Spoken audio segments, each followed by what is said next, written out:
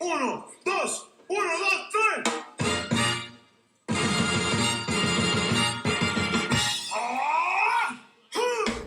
The Marvelous Mrs. Maisel tells the charming story of Miriam Midge Maisel and her life as it slowly falls apart, only to be patched up with some good old stand-up comedy. It has been praised for a whole slew of creative and technical accomplishments, each painted in 1950s pastels, written with rapid and witty dialogue, and supported by a stupendous ensemble cast.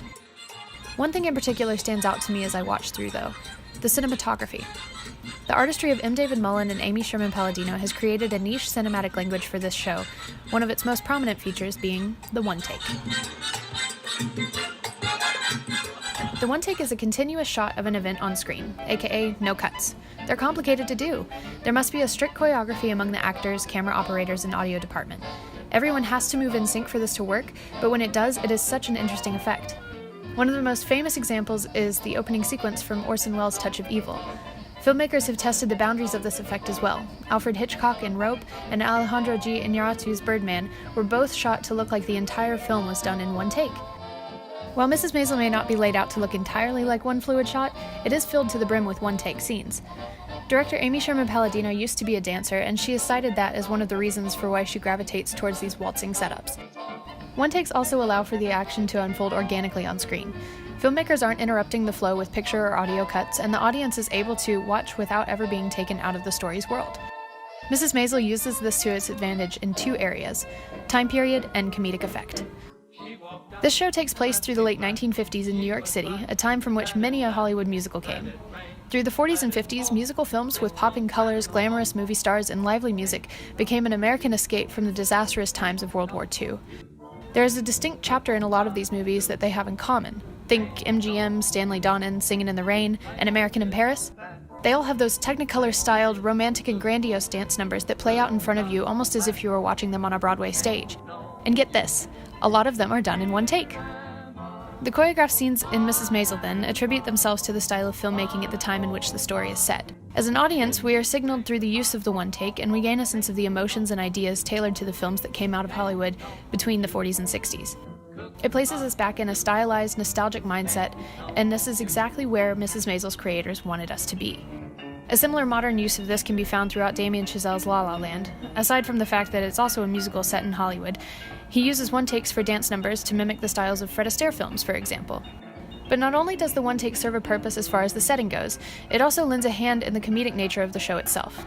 Given that the plot is about Midge's rise in the stand-up comedy area, it is a funny story. Every facet of the show contributes itself to the comedy, and the one-take is no different. Watch this.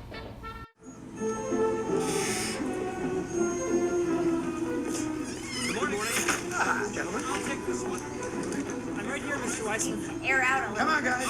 Oh, the furniture's in the wrong place. Move it I around. left the diagram for them last time. We like it. It shouldn't And those go to the second bedroom, the one on the The left. screen door needs adjusting. I can do that for you, sir. Or someone from the proper department can fix this, Jimmy. It needs to be done right.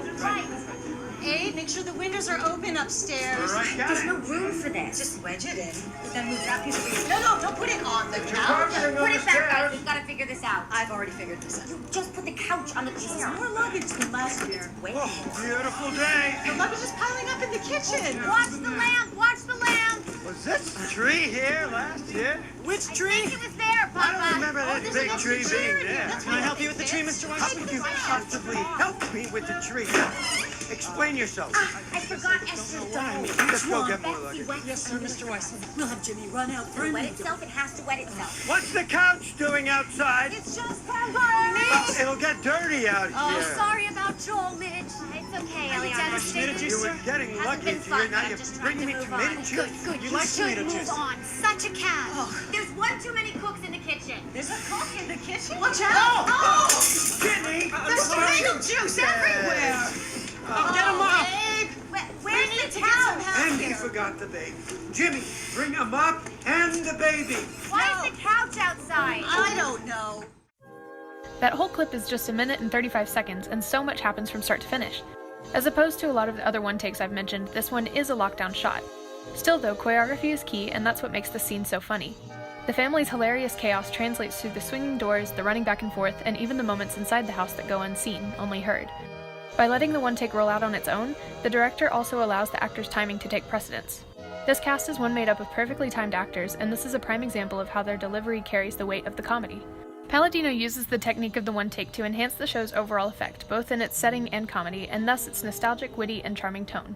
One takes are a task to pull off, but when they're done right, they are marvelous.